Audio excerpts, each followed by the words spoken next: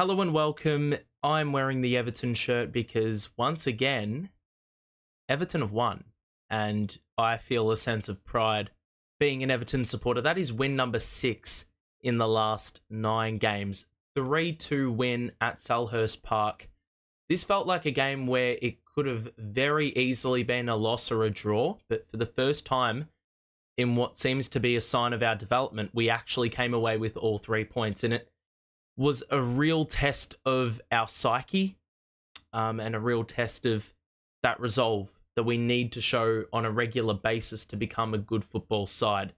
We led 3 times. Ultimately, one of those times was when the full-time whistle was blown.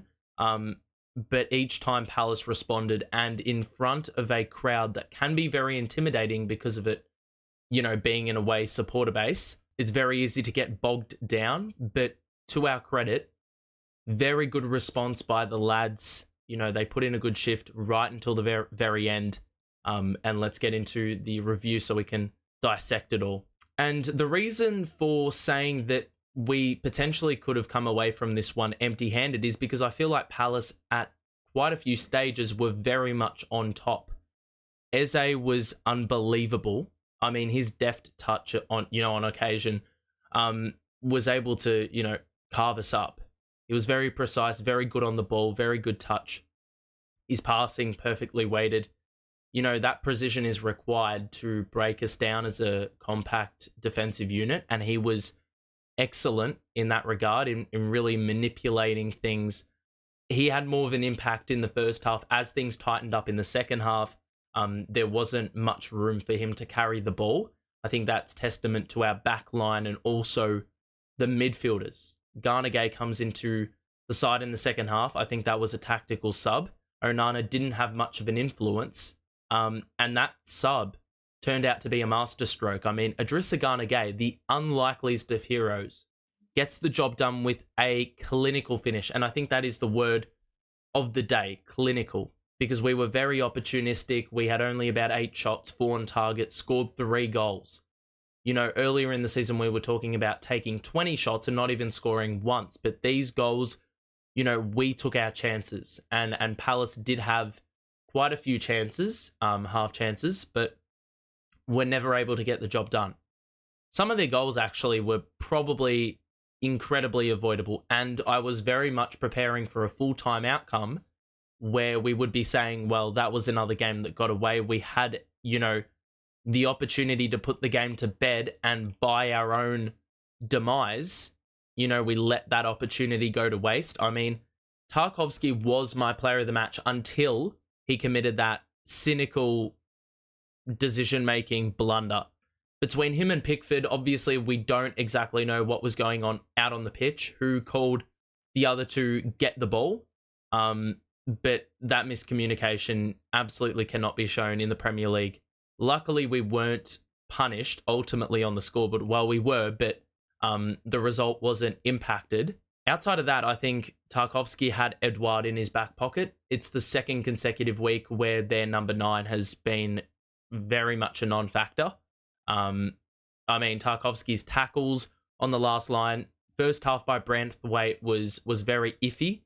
So sometimes that can obviously put a lot more pressure on the other centre half to get the job done because he's dragging a liability along with him. But he was excellent with some vital touches in the box, those challenges. Branthwaite, as we said, he gave away a penalty, probably could have given another one away as well. He just looked a bit off the pace, and that seemed like was a very much a welcome to the Premier League type game for Jarrad Branthwaite because, as I said, there were stages where he looked very vulnerable. His passing looked a little bit off the pace, but yeah, Tarkowski was great. Aside for that, shocking error. I think in the second half, the big thing about how we played was the last ditch efforts, especially in the second half. We talked about that resolve. We talked about that psyche and staying really focused. And this team was incredibly good in that regard. There were stages we looked very much on the back foot, but we held firm, as we have been for many weeks. We've only conceded, I think, 18 goals this season in about 12 games, which is a really good return, given last year we were, shipping them off for fun, and this time last year it was very, very dire. Jimmy Garner, there were a couple of occasions where he just put the body on the line. Mykolenko had a couple big blocks. He was excellent today. He might as well be my player of the match because of, I mean, it's really just culminated in the last couple of weeks. All that hard work, all those developments he must be applying into his game on the training ground. He's obviously been given instructions. He's now finally executing them with regards to getting forward.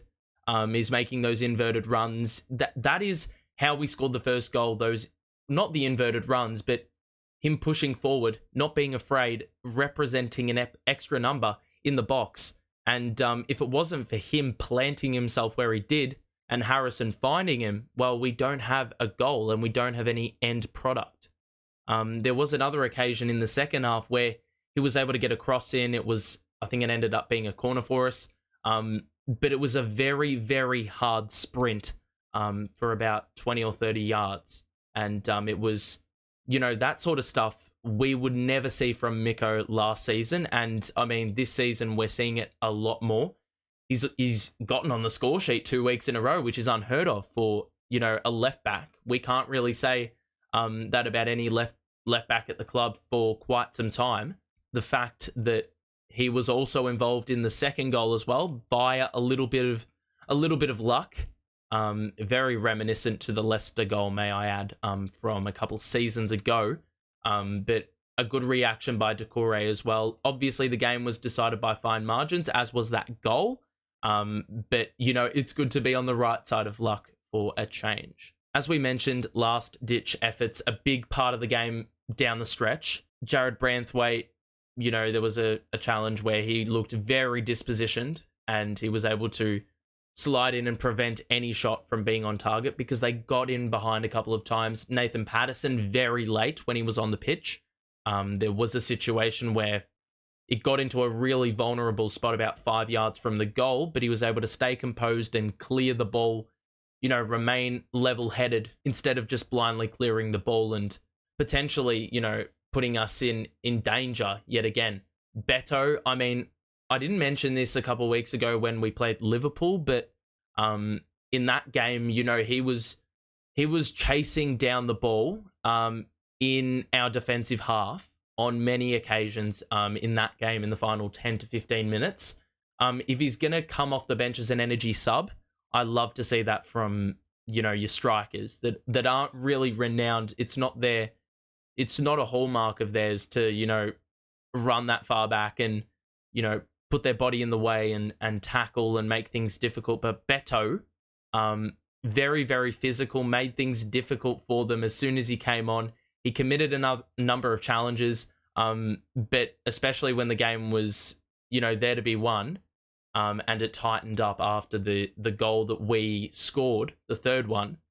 You know, we needed to just slow the game right down, get the sting out of the game, and Beto really helped out and, you know, suffocating, even when, you know, we were playing a very deep line. You know, he would push back and he would support, which is, you know, you can't really ask for much more. I think some other little things to note, Ashley Young, I think, was very good today. There were a couple occasions they were targeting him. You know, Jack Harrison did a really good job of, you know, cramming things, especially in the second half, where they looked to feed that side a little bit more. Even on the opposite side with Dwight McNeil, I think he did a good job when Mykolenko felt a little bit threatened one-on-one. I think Dwight McNeil did a good job tracking back, and that's what Sean Dyche really asks for from his wingers. It's not really the attacking stuff, it's more the grafting, as we've said, week after week.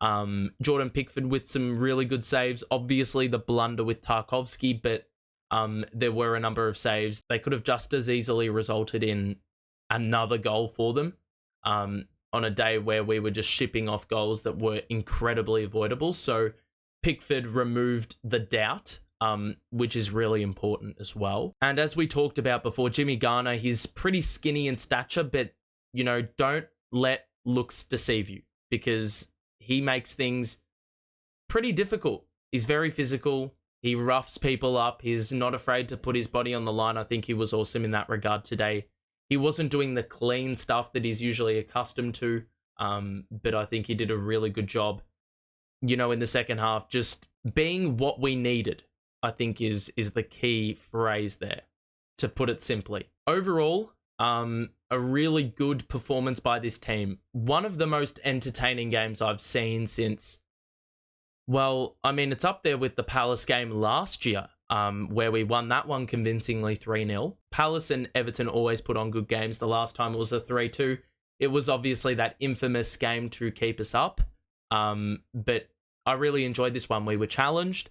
Obviously, away from home, we are really putting together a good away record. And to close things out, I think we should just, throw in some really good stats to hear as an Everton supporter, given all the struggle over the last couple of seasons. Everton have won 3 of their last 4 away league games, as many as they've managed in their previous 38 away league games, which is staggering. A lot of those wins in London as well, so maybe there's something in the air in London.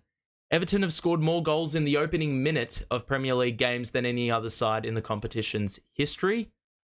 This is the furthest away Everton have been from the Premier League drop zone in 743 days. And also, Everton are yet to lose when Abdoulaye Doucoure has scored for them.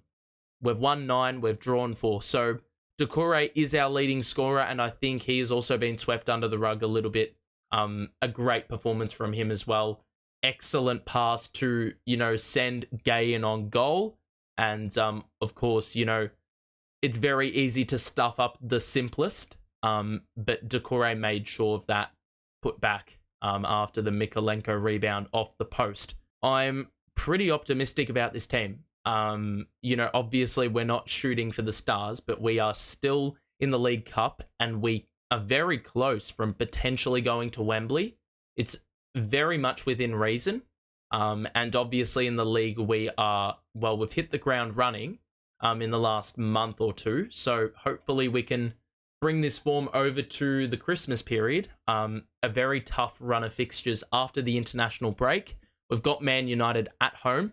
That fixture has proven to be somewhat successful, but I'm very excited nonetheless. So if you enjoyed, make sure to drop a like, subscribe. We'll be back here for the review after the United game. That should be good. But for now, stay safe. Enjoy the rest of your day, and we'll see you soon. Bye for now.